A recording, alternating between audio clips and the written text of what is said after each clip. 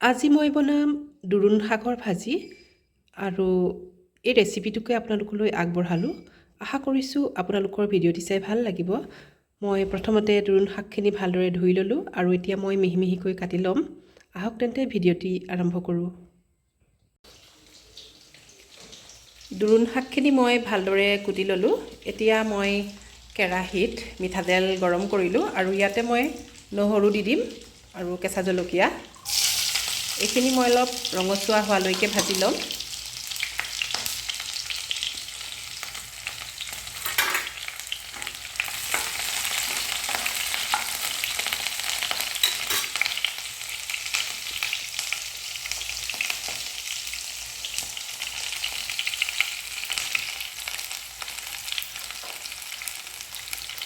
অকণমান সোৱাদ অনুসৰি মই নিমখো দি দিছোঁ।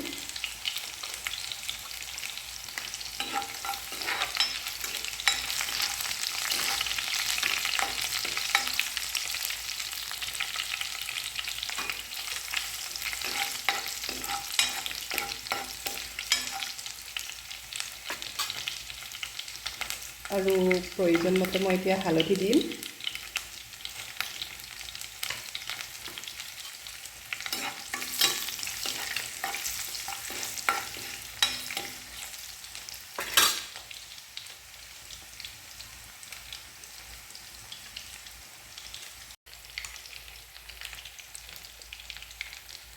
নহৰুখিনি ভালদৰে ৰঙচুৱা হৈছে আৰু এতিয়া মই শাকখিনি দি দিম।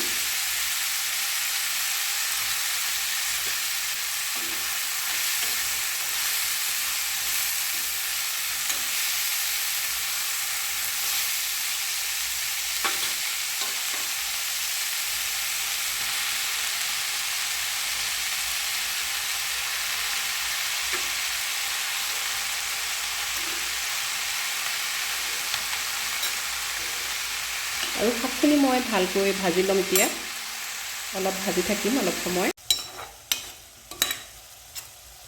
দুৰুণ শাকখিনি মই ভাজি আছোঁ। এইখিনি ভজা হৈছেহি আৰু অলপ সময় ভাজিব লাগিব।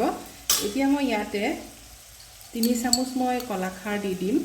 এইখিনি ঘৰতে মই বনাইছিলোঁ কলাখাৰ। এতিয়া মই ইয়াতে 3 চামুচমান কলাখাৰ দি দিম আৰু অকণমান সময় মই ভাজি থাকিম।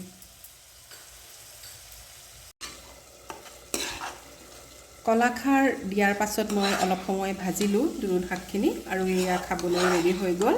এতিয়া মই নমাই থ'ম আৰু এনেদৰে আপোনালোকে কলাখাৰ দি খাই চাবচোন, খুব ভাল লাগে খাই।